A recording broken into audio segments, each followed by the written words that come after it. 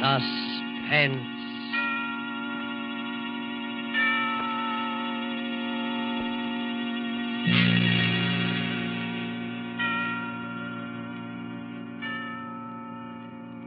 This is the Man in Black. Here again to introduce Columbia's program, Suspense. Our star tonight is Bela Lugosi, playing the part of Professor Antonio Basile, psychologist.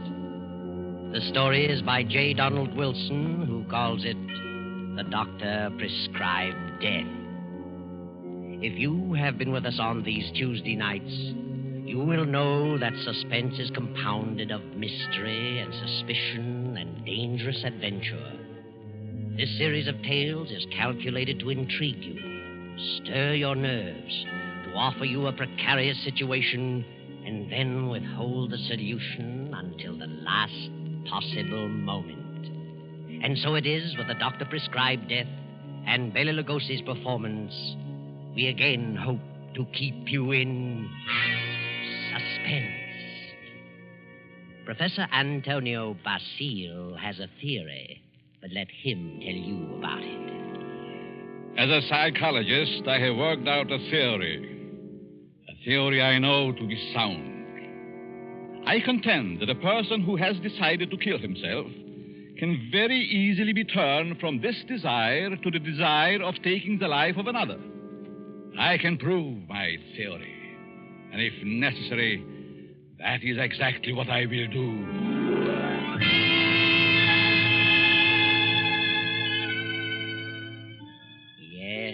Professor Antonio Basile has a theory, but only a theory. And he's worried about what his publisher will say, so he visits the editor, whose name is Hellman. Hellman finishes the manuscript and tosses it on the desk. Professor Basile leans forward eagerly and... Well, Hellman, what do you think? Professor Basile, it's purely conjecture, simply a theory, and I wouldn't advise publishing it. I worked on that theory for a long time. I'm positive of it. I know it'll work. Suppose it will. What good is it? What good have you accomplished if you can prove it'll work? Are you laughing at me, Hellman? It's so silly. An ordinary human being has suffered reverses, is sick of it all. He wants to leave it all behind. And you say he can be changed to want to kill someone else. I do. Self-destruction and the destruction of other life are closely related in the mind. The dividing line is very thin. It's ridiculous. And you won't publish it? Granger would fire me. Why? He told me that, in his opinion, you should be in the asylum. Mr. Granger said that. Does he think I'm insane? How do I know? Hellman, Mr. Granger didn't say that. It's you who thinks I'm crazy. You've never liked me. For some reason, you are trying to tear me down. Well, we'll see, Mr. Hellman. We'll see. Now, wait a minute. I'll show you whether my works are illogical. I'll show you whether I'm insane. Oh, calm down. I'm going to make you eat those words. I know you don't like me, but I'm going to prove that my theory is sound. Good night. Wait a minute. Basile, wait. You wait, Hellman. You wait. Yes, wait, Hellman. Wait. Professor Basile, seething with resentment, rushes from the office and strides angrily down the street.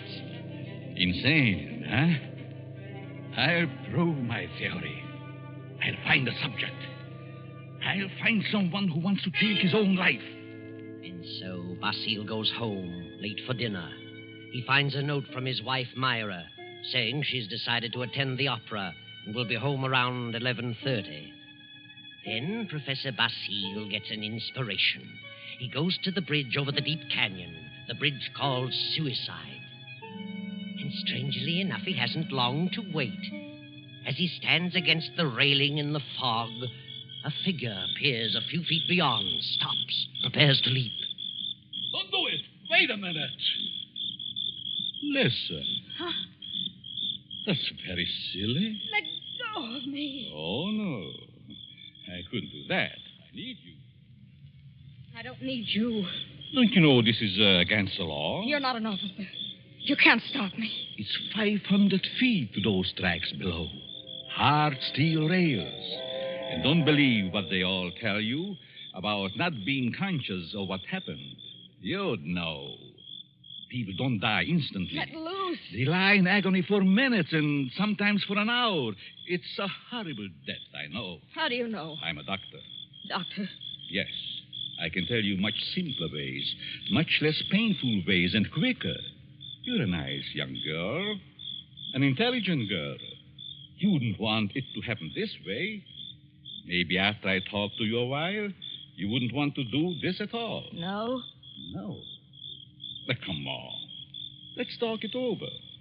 Maybe a few minutes' talk will change the entire picture for you. What could you do to help me? If you'll come, I'll tell you. There's a motive back of your wanting to do this, and I'd like to know what it is. Nothing doing. Haven't you any relatives? Any loved ones you'd like to do something for? Yes?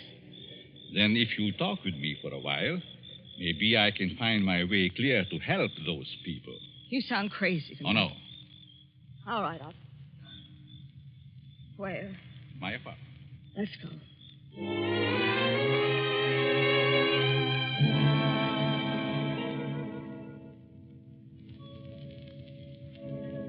Well, here we are.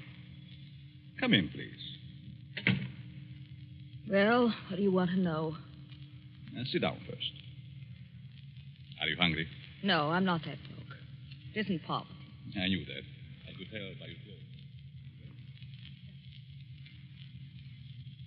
Now, first, why did you come here? Why? Why, because you talked me into it. I see. You're not afraid of me? Afraid? In my frame of mind. What can I lose? Suppose I told you that I really brought you here to kill you. Kill me? You know, you're a very pretty girl, don't you? Yeah? That doesn't always mean so much. The right man, it might. That's what I thought. But I found out it didn't mean a thing. Ah, then it was because of a man. I knew it. Really? How did you guess? I'm a student of psychology. I'm Professor Antonio Basil. I see. And you want to know what makes me tick. You want to know the reason behind my action tonight. That's right. I would like to know what happened to make you want to kill yourself. Suicide is a mental aberration. Yeah? I'd like to know what preceded the decision to destroy yourself. And what you thought about until the moment I stopped you on the bridge. What good will that do me? You said you weren't broke, but you also said you had some loved ones you'd like to do something for. I meant I wasn't broke to the point of being hungry. I have a few dollars. But you suggested help for someone in larger terms. Yes, I did. Who is the loved one? My mother? You are her only means of support? Yes. And you intend to kill yourself? Yes. That's being selfish, isn't it? Selfish? Yes. You are concentrating solely on self. You think so? What else? The first law of human nature is self-preservation, right? I suppose so. The second law is the preservation of family. Yeah? So you decide to deny the first law and destroy yourself. And as a consequence, deny the second and leave your mother alone and in need. You indicate a form of insanity. What would be normal? To destroy the other person. The one who has done you wrong. Have you hurt him? No. Then the one who has done wrong should be the one to suffer. You have no legal recourse? Legal recourse? No, I haven't, I'm sorry to say. And you would kill yourself to let your poor mother suffer because of the wrong of another. Why shouldn't he be the one to suffer? I suppose you're right. Why shouldn't he? What happened after all? Why not tell me about it? Were you married? No. He never seemed to find time to get around to marriage. What's your name? Gladys. Gladys Tanner. How long had you known him?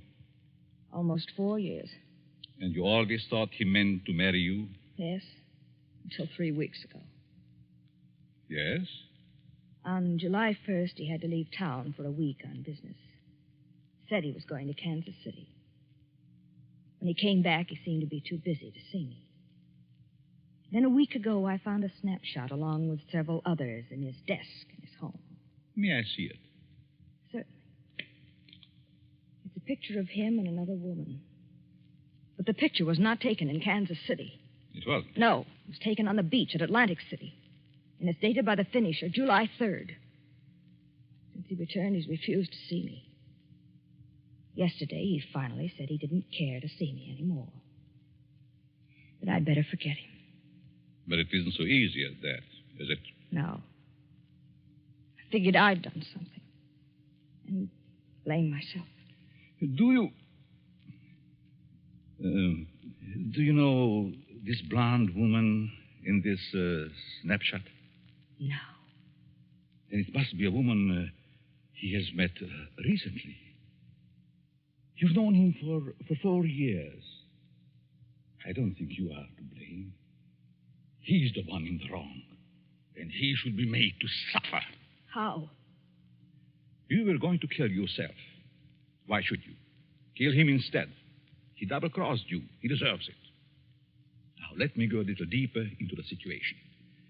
Whenever a person has reached the conclusion to take his life...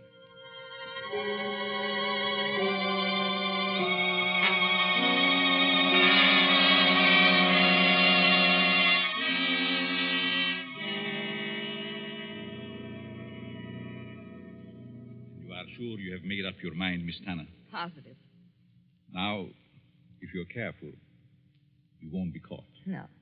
But whether you are or not, I'm giving you this check for $1,000 made out to cash to be sent to your mother only after the man is dead. Write his name on this pad. There you are. I will know what has happened by the newspapers.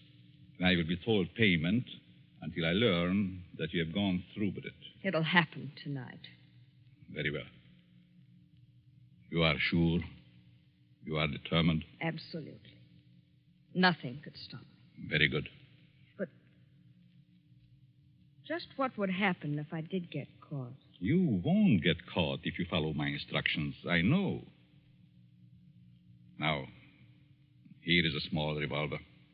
It'll fit easily in your purse. That's all you need. Be sure to wipe your fingerprints off and leave the gun near the body. Yeah. Well, goodbye, Dr. Basile. Goodbye, Gladys, and good luck.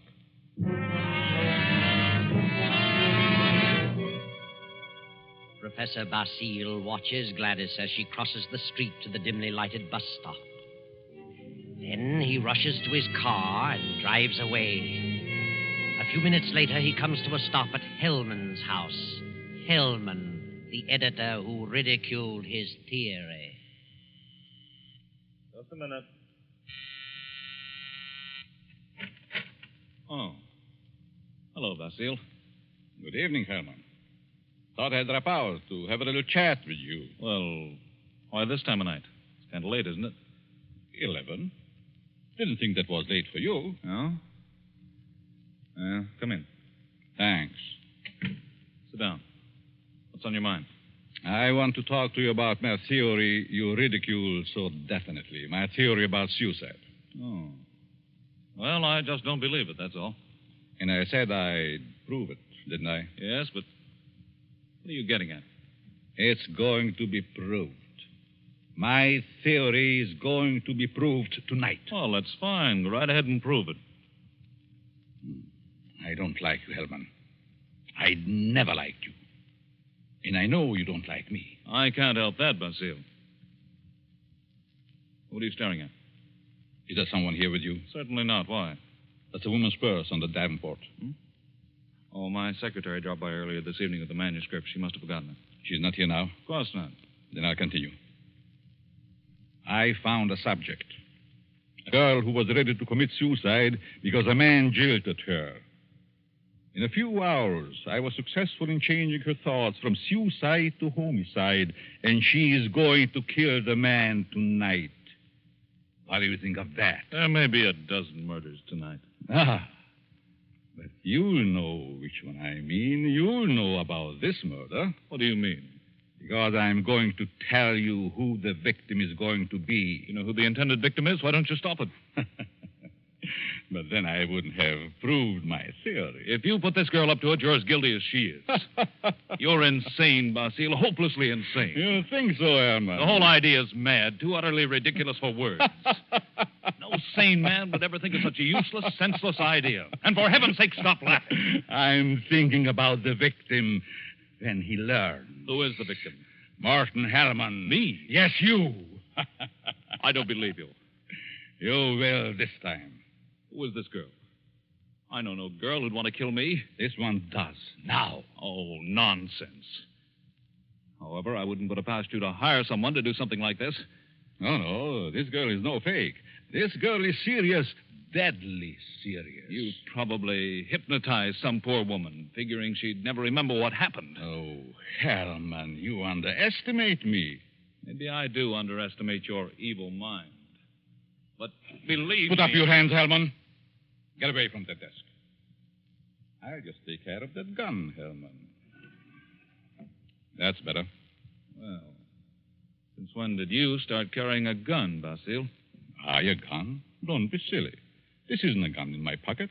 It's just my pipe. See? Well, what do you hear, Herman? Nothing. Oh, yes, you do. I heard it, too. The sound on the porch. I leave now. The back way. I put your gun in the kitchen. And I'll be very careful to remove all my fingerprints. You insane fool. Oh, fancy you. You, Hellman, you are going to help prove my theory. Good night, Hellman. Crazy devil. I'll have him locked up before he gets across town.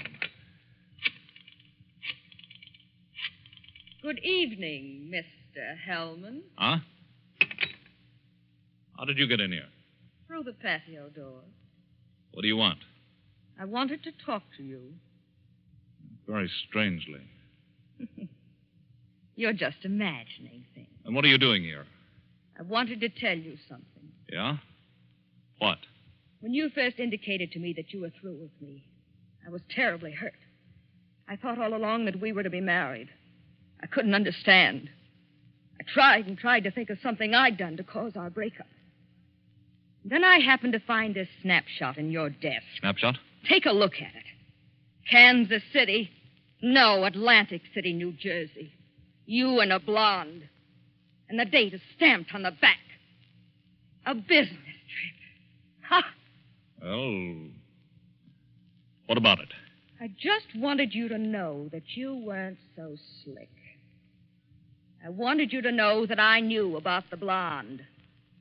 That I knew you'd lied. Now that you've told me, what good does it do you? A lot of good. First, I thought you came here for money. How could you think such a thing? Well, I think you'd better go now. I'm going. Goodbye, Morton. And good luck in your new venture. What venture? This one. Gladys. Gladys! And wish me luck in mine.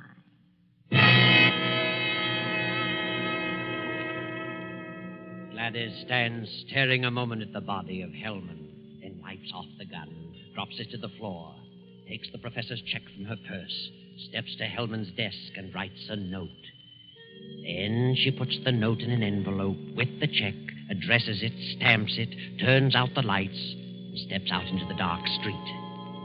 At the corner, she drops the envelope in the mailbox and disappears. Professor Basile heard the shots. His theory worked. Hellman will torment him no more. The perfect crime. So he can go home to his wife now and go to sleep.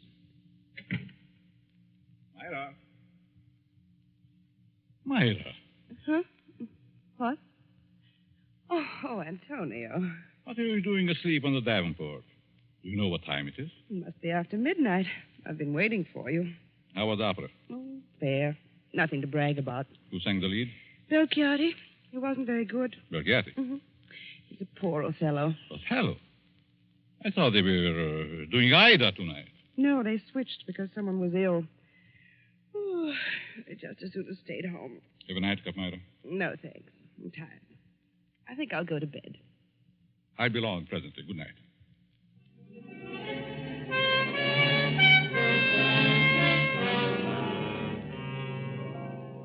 Then the night passes and the morning comes. The professor rises cheerfully and prepares for breakfast. Then...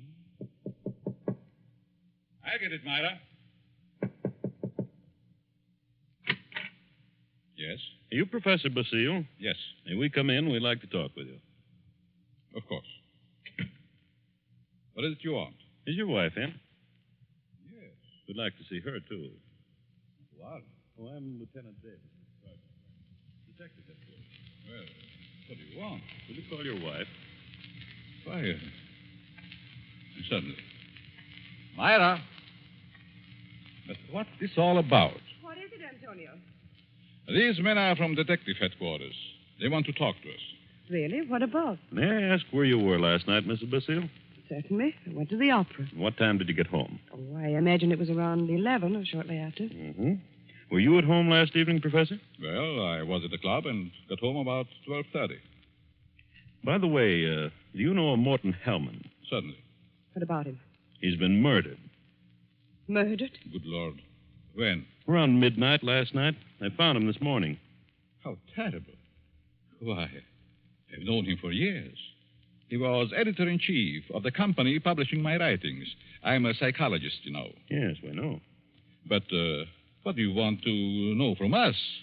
We weren't connected socially with Hellman, just in business. Did you know him, Mrs. Basile? Yes, I knew him very slightly. Do either of you know of anyone who'd have reason to kill him? Certainly not.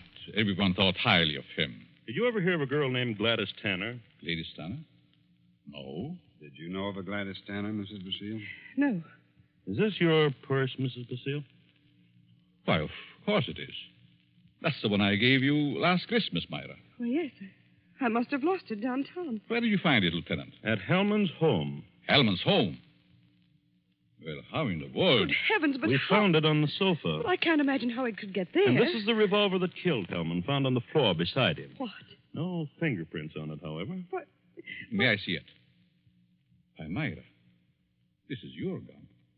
I bought this for you 2 years ago when I went on the lecture tour. Yes, I think it's mine, but it just doesn't make sense. Did you have the gun in your purse when you lost it last night? Well, perhaps I did. I'm so confused now I can't remember. That thing, Myra.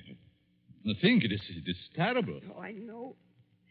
Oh, dear, I feel ill. Did you ever fire this gun? Yes, once last year up in the mountains. I wanted to see how it worked. Ever reload it? No, I've never reloaded it. I just didn't think about it. Maybe I did put it in my purse. Why, I don't know. And whoever found the purse may have used the gun to...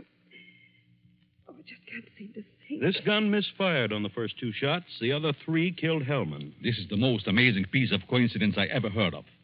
Why would my wife want to do such a thing? Why should she get to Hellman? She hardly knew him. Are you sure about that, Professor? Of course. Well, sorry to say that I don't believe her. What? This is ridiculous. This is going to be a shock to you, Professor, but here's a snapshot we found on Hellman's desk. Taken in Atlantic City last July. Good heavens. Why? This is you, Myra. You and Hellman. You were at your mother's in Florida in July. Myra, look at me. What does this mean?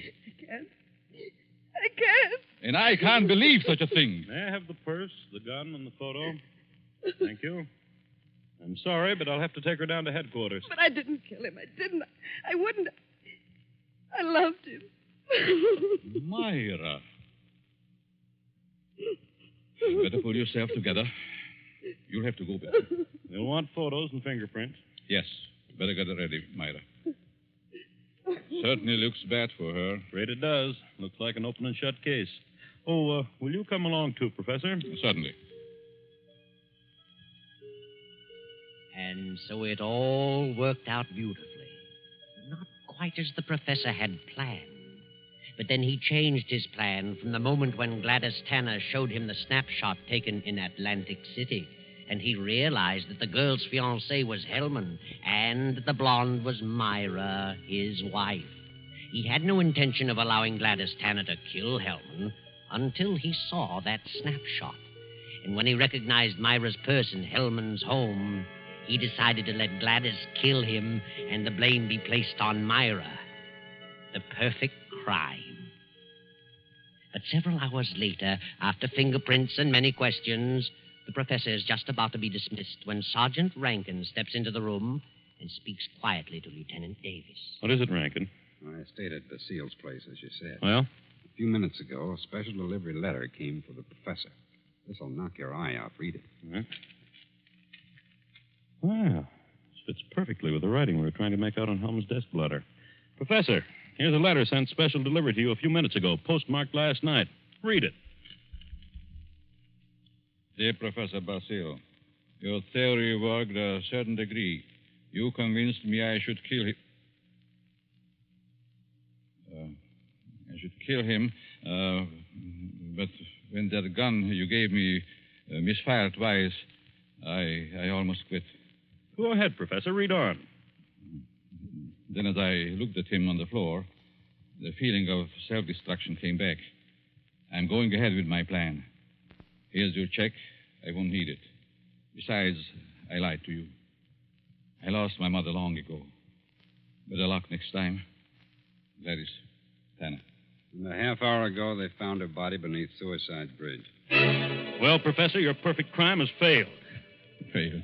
Yes, failed. Wonderful setup on paper, but your theory backfired and you're up for murder. But I didn't kill him. But you planned it, and you're as guilty as Gladys. She's paid her penalty. Now it's your turn. No. I won't be hanged. Never! Rankin, grab him!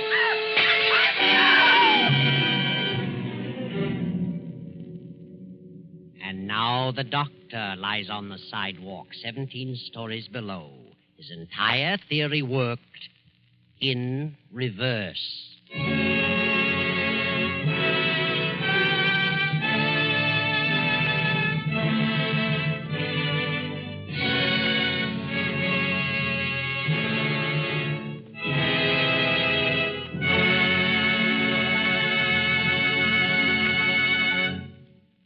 And so closes the doctor-prescribed death, starring Bela Lugosi.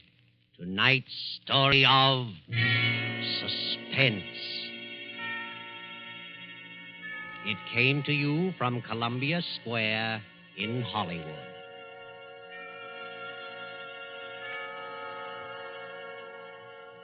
This is the man in black who conveys to you Columbia's invitation to spend this half hour in suspense with us again next Tuesday when we present the noted actor, Mr. Sidney Greenstreet, in The Hangman Won't Wait.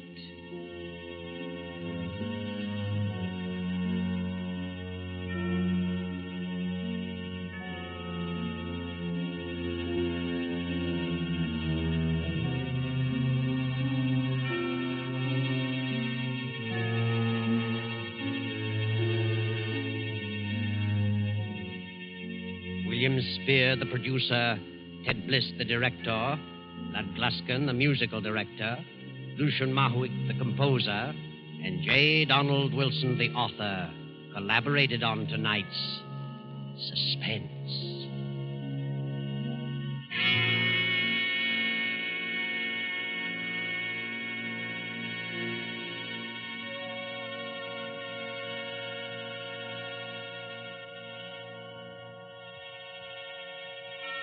This is the Columbia Broadcasting System.